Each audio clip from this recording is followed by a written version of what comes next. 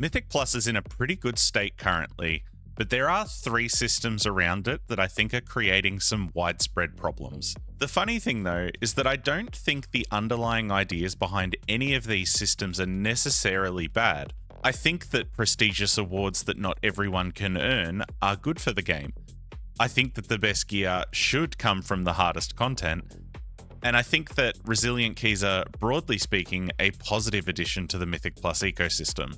But I also think that all 3 of these things have problems in their current form. With Season 2 just around the corner, I wanted to talk about what I think some of the problems with the Mythic Plus space are at the moment, and what could potentially be changed to fix them. Let's start out with resilient keystones, because this has been a bit of a hot topic online lately. Broadly speaking, I think that resilient keystones are really good for the Mythic Plus space. It makes for less homework at the end of the day. Gone are the days where you could have a plus 17 key go down all the way to like a plus 12 and basically just have a dead key for the week. It also makes for more keys getting sent in LFG. If someone's got resilient, they are much more likely to just whirl the key up into Group Finder and just grab people who are sort of semi-qualified just to have a go at it, because there's no consequences for failing. At a higher level, it also allows for players to practice routes on a key level lower before attempting a key level up. So this is really good for like refining your strategy and like working out where your cooldowns line up and all those sorts of things. In their current state though, resilient keys do have a few issues. Firstly, infinite attempts at higher level keys does not feel very good. What will ordinarily happen is you will often have like a friend in your push group who has got a resilient level above, and then this can turn into basically entire nights of just sitting there attempting the same key over and over, often just trying insanely difficult pulls until you do eventually get them right. On top of this, it theoretically makes boosting a lot more prevalent because teams are much more willing to be able to boost someone because they have multiple attempts on the same key. In practice with boosting, I don't think it's actually quite as bad as what it looks on the surface. I would argue that just from experience, boosting is probably just as prevalent as it was, because in the past, one attempt was a bad thing. Like obviously if you were boosting someone and you bricked the key, then you lost the key. But also the level that was being boosted by these top level teams was substantially lower, so the chance of actually bricking a key was a lot lower as well. Another issue that I see that doesn't really get talked about a lot is the substantial difficulty increase of homework keys. I'm sure we've all had the experience since resilient keys have come out of spending like multiple hours doing a homework key that's resil because it is actually genuinely a very hard key, only to then get a single attempt at the key level above, which will promptly brick in 1 or 2 pulls, sending you right back to a 2 to 3 hour grind in LFG or with your team on a resilient key again. I've heard a lot of people come up with ideas for resilient keys that sort of alter the way that they currently function. Some are good, some are bad. I sometimes will hear people say that resilient keys should be an entire key level above what you've already timed. I think this is a horrible idea for what it's worth. People are already pretty upset with the state of like meta adherence, especially at like higher level Mythic Plus. Having a system like this would only make it worse. The reason that the meta is so dominant at like a 0.1% and above level, and even a 1% level and above, is because the key level required is so close to what is already theoretically the max possible level of the season. I've mentioned it before, but Zorthus did a really good video on this, breaking it down, where the average key level for title is only a shade above a key level lower than the highest keys that have been done in the world. I have also heard people sort of suggest that resilient keys should disappear past a certain level, maybe at like plus 16s or plus 18s. I could see this being a really effective strategy, keeping the benefits for the vast majority of the player base, but preventing like really degen gameplay at higher levels. My solution though is to remove the resilient system as it stands entirely and give every single key 3 charges. So this sort of solves 2 problems. A, it prevents your key from just plummeting into the dirt, like failing it once doesn't immediately send you back to like the level below. So it does give that benefit of a little bit more leniency in doing your homework keys or just doing keys in general. But on the flip side too, It prevents that issue of pushing your key up to a new score level and then just having the single attempt and then plummeting it back down to something that doesn't give IO.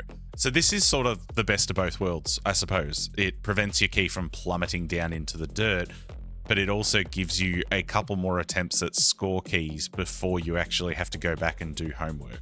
The thing that I would like about this system is that it still rewards consistency. You effectively are not being rewarded for just slamming your head into keys day in, day out, all day, every day. You still need to be able to time the key with enough frequency to justify the score increase for yourself. But it then also allows you to do things like practice routes at a certain key level before you actually have like a proper attempt at it. It buffers against, you know, bad luck or a disconnection or just like one small mistake pretty much sending you back down to the key level below. I would really like it if charges were implemented to keys, every single key level, and then remove the resilient system entirely. So effectively keep the benefits of it while preventing the sort of really degen gameplay that happens at higher levels. The next Mythic Plus problem I want to talk about is the 1% and 0.1% reward systems.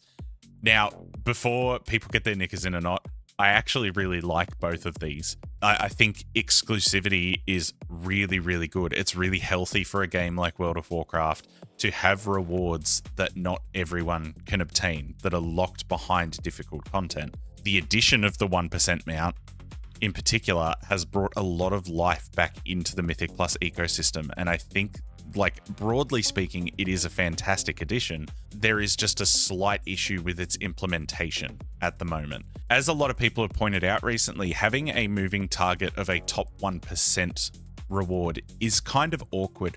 I don't think percentile-based rewards are fundamentally bad, in a sense.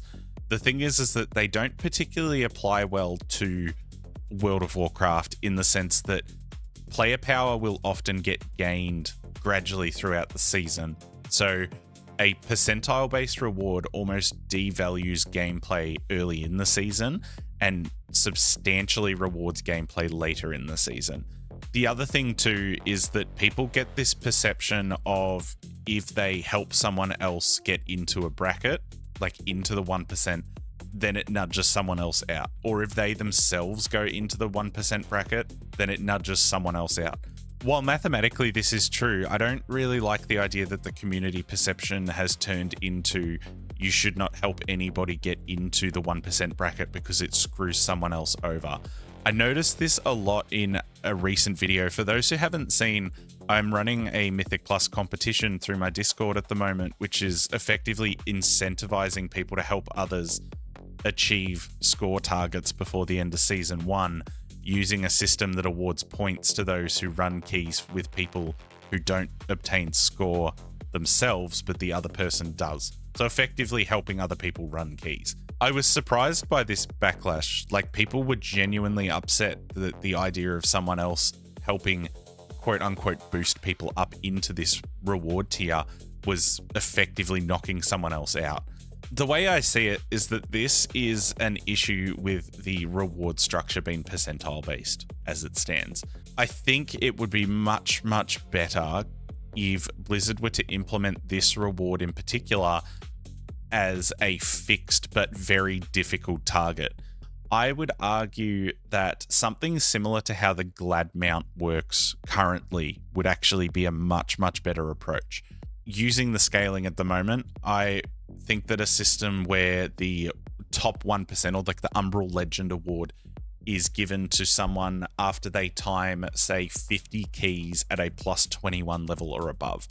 This maintains the exclusivity and the difficulty behind this mount.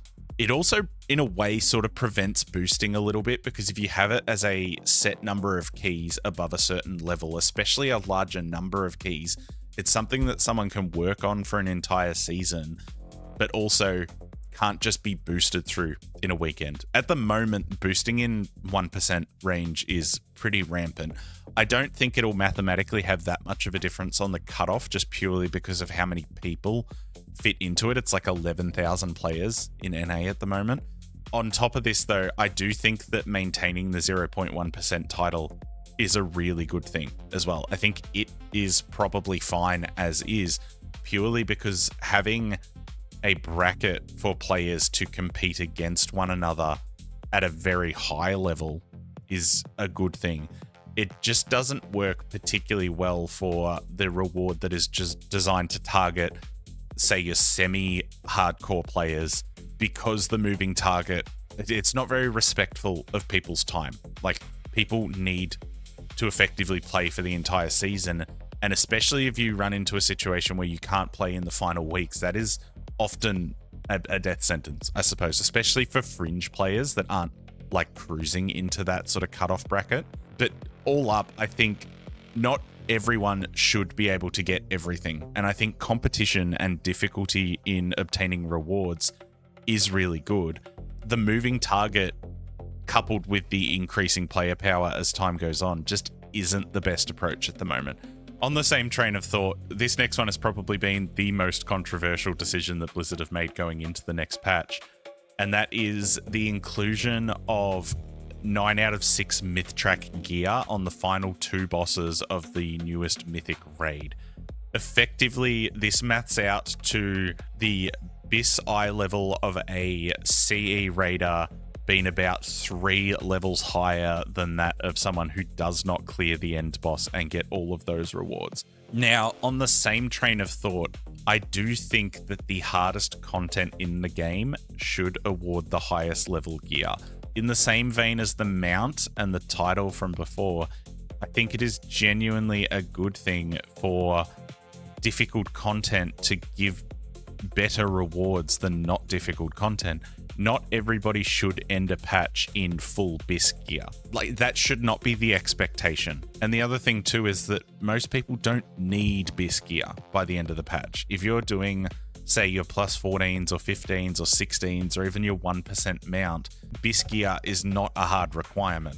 It should be reserved for the elite of the elite. The issue with the implementation next patch, though, is that there is a lot of cross-mode dependency, which I think should probably be remedied at some point. The thing here is that, yes, the highest level content should award the highest level gear that isn't obtainable by the vast majority of people that play the game. But one issue that has popped up a lot over recent years is that Mythic Plus players are often forced into raiding purely because the gear from Raid is just so much better than what they can obtain through Mythic Plus. Ideally, Mythic Plus players shouldn't feel forced to engage with a strand of content that they don't necessarily enjoy. Doing multiple forms of content should award some sort of advantage. I think it's sort of a thing where it needs to balance out by the end of the patch. Season 1 so far has been a really good example of this. Currently, if you were a Mythic Raider this season, you would have gotten a jump in eye level just purely because you would have had access to more loot at a higher upgrade track already. But as the season went on, it sort of all balanced out in the end. There was the opportunity for Mythic Plus only players to then catch up as the season progressed.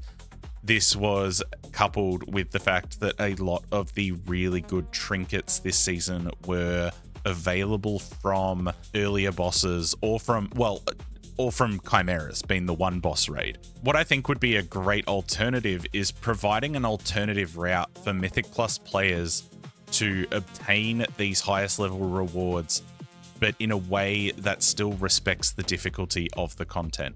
I don't think that this can be added in a way where it drops from the end of dungeon chest, because this will start to have a bit of sort of backwards cross-mode dependency, where if you start adding rare raid items in chests at, say, like a plus 20 or a plus 21, then all of a sudden raiders will be then forced to go do Mythic Plus to try and get access to that gear. What I think should probably happen instead is that keys that are sort of somewhere above the 1% bracket, maybe close to the 0.1% bracket, could potentially award, say, every 5 keys that are done at like a plus 22 at the moment, could award a loot chest that has a random piece of gear from one of the end bosses of the Mythic Raid. A solution like this would probably help remedy the problem of the gear that the high-end Mythic Plus players need being locked behind content that they don't necessarily want to do, while still being difficult enough to obtain that it rewards accomplishment in that space. It's a bit of a balancing act, I suppose. I think that, broadly speaking, gear is a very important thing in World of Warcraft, and people shouldn't necessarily feel forced to jump into a strand of content just to remain competitive in another strand of content. This varies a little bit from opinions that I've thrown out in the past, where I've sort of been okay with the idea of raid gear being the best in Mythic Plus. But on reflection, as time's gone on, I think that I would like to see a system where equally difficult content through Mythic Plus awards that same sort of gear. So it doesn't make it open access to everyone. I think the 9 of 6 Myth gear next patch should be hard to get. It should be extremely hard to get. But I think that Mythic Plus should offer a means of being able to obtain it, because as it stands, while I am going to be CE rating next patch, it feels bad for people who genuinely don't have the desire or the time to be able to do it, to be so far behind in Mythic Plus. In short, I think all of these systems, resilient keys, exclusive rewards, better gear from harder content, I think they're all fundamentally good. I think they just need a little bit of refining in the state that they currently exist. Let me know in the comments if you have any ideas or things that you would like to see changed with the systems as they stand.